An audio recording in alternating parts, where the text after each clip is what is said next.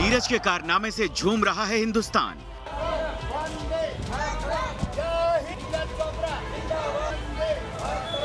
ढोल नगाड़े के साथ गोल्डन बधाई।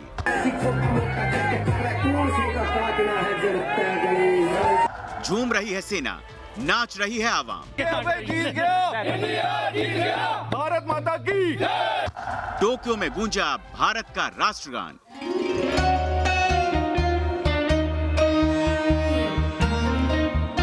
नीरज तेरे भाले ने कमाल कर दिया।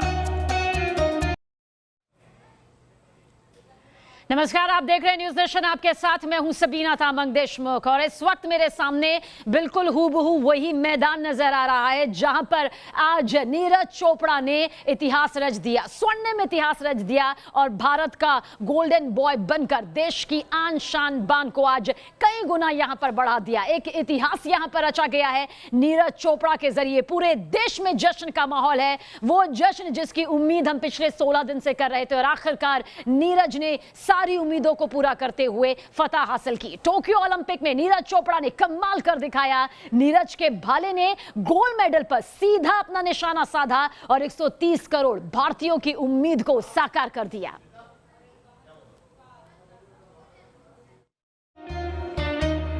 छोरे ने कमाल कर दिया।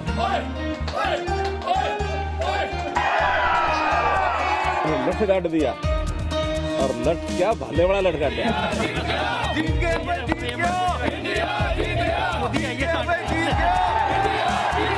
भारत माता की।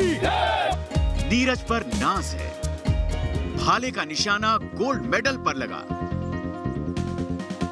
देश के छोरे ने टोक्यो में झंडे गाड़ दिए। 100 साल के इतिहास पर गोल्डन मोहर। टोक्यो ओलंपिक में नीरज चोपड़ा के भाले ने इतनी दूरी तय की कि भारत की झोली में 13 साल बाद गोल्ड मेडल आ गया। नीरज का यह कमाल गोल्डन ही नहीं बल्कि ऐतिहासिक है। नीरज ने 100 साल के एथलेटिक्स मेडल के सूखे को भी खत्म कर दिया। नीरज चोपड़ा ने पहले क्वालिफिकेशन राउंड में 83 मीटर के बैरियर को सीधे सीधे पार किया और फाइनल का टिकट कटाया। वैसे तो फाइनल में नीरज ही दुनिया के फेवरेट थे, लेकिन नीरज के साथ इस कड़ी टक्कर में 12 खिलाड़ी और थे, जिनमें जर्मनी और चेक रिपब्लिक के खिलाड़ी नीरज को कड़ी टक्कर दे रहे थे। नीरज ने अपने दूसरे ही प्रयास में 87.58 मीटर तक जेवलिन फेंककर पदक तो पक्का कर लिया, लेकिन ये थ्रो भारत को सोना दिलाएगा, इसके लिए 4 थ्रो का इंतजार और करना था। वैसे पूरे 6 प्रयास के बाद नीरज के थ्रो के सामने कोई भी खिलाड़ी टिक नहीं सका। नीरज ने सिल्वर मेडलिस्ट से करीब 1 मीटर ज्यादा दूरी तक भाला फेंका। नीरज के इस गोल्डन थ्रो की वजह से पोडियम पर न केवल उनके गले में सोने का तमगा था, बल्कि पूरा टोक्यो स्टेडियम भारत के राष्ट्रगान से गूंज रहा था। 13 साल बाद ये धुन ओलंपिक में 130 करोड़ भारतीयों को गर्व से सीना चौड़ा करने के लम्हे दे रही थी। अपेक्षा के अनुरूप जैसा हम पहले भी सोचते थे कि गोल्ड हमको मिलेगा, गोल्ड मिला और इस अवसर पर 13 तारीख को अभिनंदन तो हम करेंगे ही। उनको जो हमारी पॉलिसी है उसमें 6 करोड़ रुपए की राशि वो भी दी जाएगी, साथ में क्लास 1 की नौकरी, और नौकरी में भी हमारी ऑफर उनको ये रहेगी कि हम पंचकुला में एक centre of excellence for athletics ये बनाएंगे और उसमें उसका हेड बनाएंगे उसको। नीरज के पास अब ओलंपिक गोल्ड मेडल के साथ साथ एशियाड का गोल्ड मेडल और वर्ल्ड जूनियर रिकॉर्ड है। आने वाला साल नीरज के लिए और भी अहम रहने वाला है, क्योंकि जुलाई 2022 में बर्मिंघम में कॉमनवेल्थ गेम्स होने हैं और सितंबर में चीन में 2022 का एशियाड होना है। और इन दोनों ही गेम्स में नीरज का भाला फिर गोल्डन निशाने पर लगे, इसकी उम्मीद 130 करोड़ भारतीयों को रहेगी। 7 अगस्त के दिन को नीरज ने स्वर्णिम इतिहास में बदल दिया। इसके लिए पूरा देश नीरज को बधाई दे रहा है। नीरज, तुम पर नाज है। Team news nation. आज भले ही बच्चे बच्चे के जुबान पर नीरज का नाम है, गोल्डन बॉय का नाम है, लेकिन इतिहास बेहद खूबसूरत रहा है। नीरज चोपड़ा ने जिस तरह से अपने बेहतरीन परफॉर्मेंस से जीत हासिल करके कदम दर कदम आगे बढ़ाया और ओलंपिक में जीत हासिल की है। कुछ फैक्ट्स को जान लेना, उनके रिकॉर्ड्स को जान लेना बेहद जरूरी हो जाता है कि आखिर ओलंपिक में जीत तक का ये सफर, ऐतिहासिक जीत तक का सफर उन्होंने कैसे यहां पर तय किया है। तो कुछ फैक्ट्स यहां पर हम आपको बता रहे हैं जिसे आप समझेंगे और ये समझ पाएंगे कि आखिर किस तरह से बेहतरीन जीत यहां पर नीरज ने हासिल की है। तो फिलहाल आपको बता दें कि 2021 ओलंपिक में गोल्ड मेडल यहां पर हासिल करने वाले नीरज ने साल 2018 में एशियन गेम्स में गोल्ड मेडल यहां पर हासिल किया था। यानी कि सोना जीतने का यह सिलसिला किस तरह से पहले से जारी था, आपको आगे और बढ़ाते हैं। कॉमनवेल्थ गेम्स में भी गोल्ड मेडल यहां पर नीरज ने हासिल किया अपनी कड़ी मेहनत की बदौलत। और साल 2017 का भी जिक्र कर लेते हैं। एशियन एथलेटिक्स चैंपियनशिप में गोल्ड मेडल यहां पर देश को दिलाया। देखिए किस तरह से कदम दर कदम नीरज चोपड़ा आगे बढ़ते गए। और इतना ही नहीं, साल 2016 में भी उन्होंने इतिहास रचा था। साल 2016 वर्ल्ड अंडर 20 चैंपियनशिप में गोल्ड मेडल हासिल करके उस वक्त भी उन्होंने बता दिया था कि उनका भाला किसी भी तरह से निशाना नहीं चूकता है। 2016 साउथ एशियन गेम्स में भी उन्होंने गोल्ड मेडल हासिल किया था। तो आज ओलंपिक में गोल्ड मेडल हासिल करने वाले नीरज चोपड़ा ने किस तरह से मेडल हासिल करने का यह सिलसिला बरसों से जारी रखा,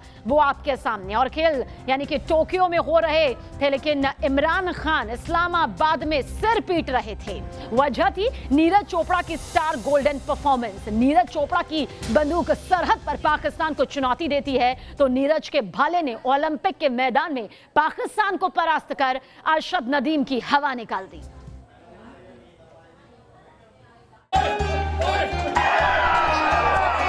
नट काट दिया और नट क्या भाले वाला लड़का क्या। टोक्यो में नीरज का कमाल भारत के लिए गर्व की बात है तो पाकिस्तान के लिए सिरदर्द की।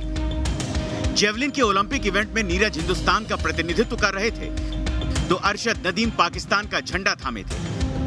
दोनों ही खिलाड़ियों ने इस इवेंट के क्वालिफिकेशन राउंड में फाइनल के लिए डायरेक्ट एंट्री पाई थी।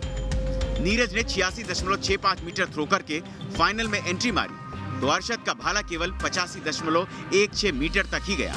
यानी पहले राउंड में नीरज ने आज ओलंपिक समापन की दिशा में जा रहा है और आपने देश को खुश कर दिया। हाँ बस वही था कि बस ये मेरा सबसे लास्ट ईयर है कि मैं इंडियन में, तो बस कुछ अच्छा करना है और गोल्ड जीतना हूँ और तो बहुत खुशी की बात है।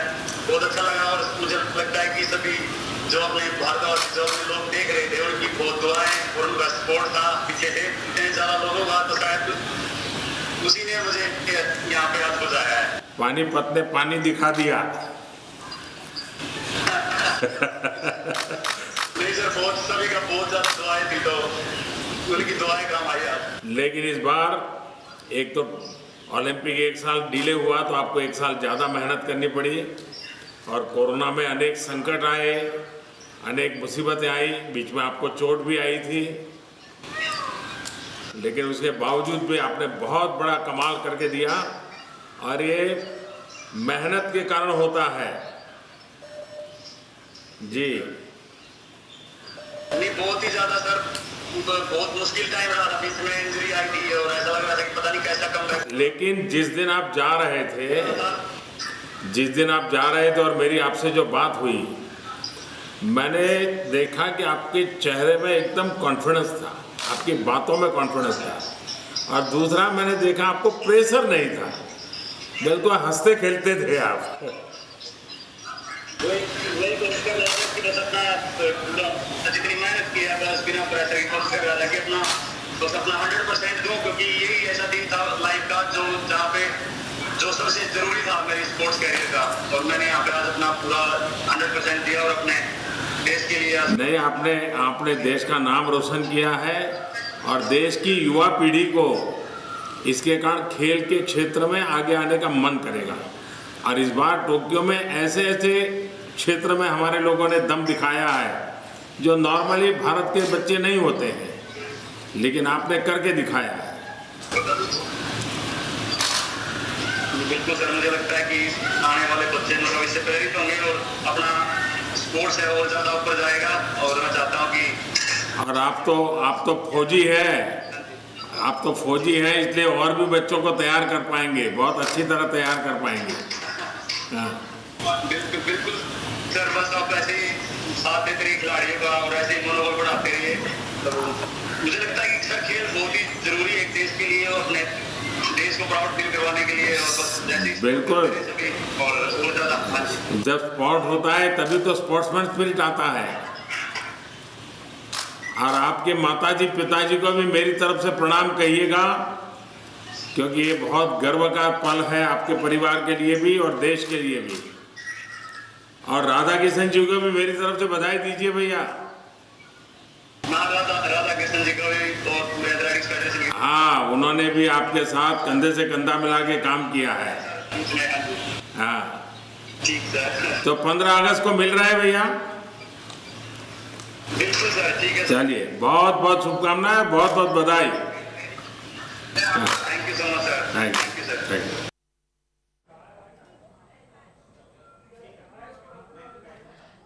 तो प्रधानमंत्री नरेंद्र मोदी ने बातचीत की गोल्डन बॉय नीरज चोपड़ा से, उनकी हौसला अफजाई की। ये कहा कि किस तरह से देश को उन पर गर्व है, किस तरह से उनकी कड़ी मेहनत आज रंग लाई और उन्होंने देश के नाम ये ऐतिहासिक जीत हासिल करते हुए देश को गर्व महसूस करवाया है। तो प्रधानमंत्री नरेंद्र मोदी ने नीरज चोपड़ा से इस जीत के बाद फोन पर बातचीत की, उन्हें ढेरों शुभकामनाएं दी, ढेरों बधाई दी और ये भी कहा कि 15 अगस्त के दिन मुलाकात यहां पर होगी उनसे, यानी कि एक शानदार तस्वीर देश की आन शान बढ़ाने वाले खिलाड़ियों के साथ मुलाकात के दौरान, आज़ादी के जश्न के दौरान दिखाई देगी, इसमें कोई शक नहीं।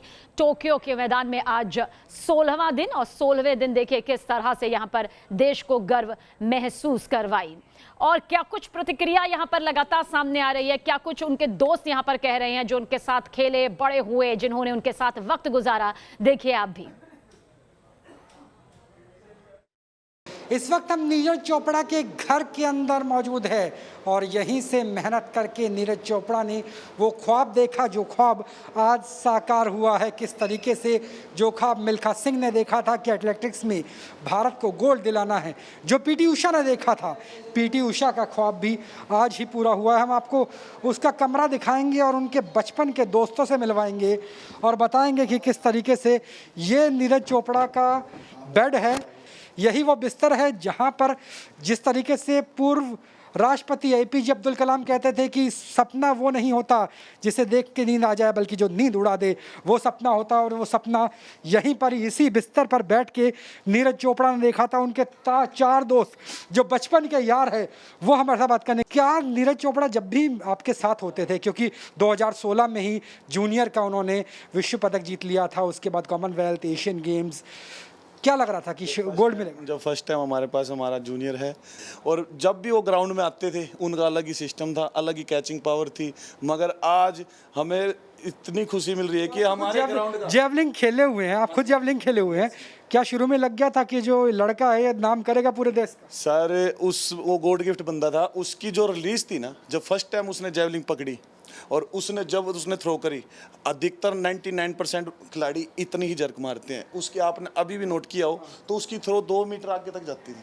उसी से पता लग गया था कि ये कुछ अलग है, क्योंकि नीरज ने काम ही ऐसा कर दिया कि जेवलिन फेमस होना ही था। अब एथलेटिक्स के मामले में भी देखना, इंडिया आगे भी आगे और ज़्यादा मेडल लेके आएगा। नीरज ने एथलेटिक्स में मेडल लाने के बाद ना ये प्रूव कर दिया कि हाँ, अब एथलेटिक्स में भी आने वाले टाइम में ना इंडिया बहुत अच्छा करेगा। और क्या यादें हैं, अगर आज नीरज की यादों की बात करें, बचपन के दोस्त हैं, क्या याद है? कुछ मज़ेदार सी याद बताइए जिसे पूरा देश सुनना चाहे। यादें बस यही होती थी कि उस ग्राउंड पे जहाँ हम शिवाजी स्टेडियम में वर्कआउट किया करते थे, वहाँ रेसलिंग नहीं, ये पानीपत वाला जहाँ डेली नीरज यहाँ से पैदल चल के जाया करता था रेस मारते हुए उस ग्राउंड पे खुद, और जितने भी किलोमीटर खुद वहाँ जाता, थक जाता था, फिर उसके बाद वर्कआउट करता था।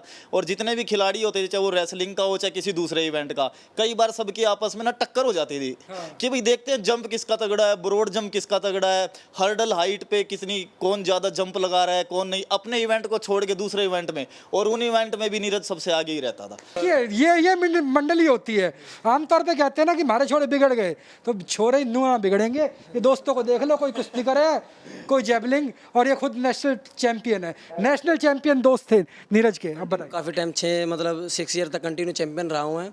तो उसके बाद हमारे बाद नीरज जी एक ऐसा एथलीट है जिसने मतलब अपने देश का तो और अपने पानीपत का और अपने घर वालों का सबका नाम क्या पूरा मतलब इतिहास ही बदल दिया इस इंसान ने। स्वागत के लिए देखना, एयरपोर्ट से लेके और यहाँ तक गांव में आने तक स्वागत ही स्वागत है। इतना नाचना, इतना डांस करना और खूब मजे करना, फुल एंजॉय। गीता से बात हुई थी, चूरमा बनाएंगे वो, तो आप लोग क्या करेंगे?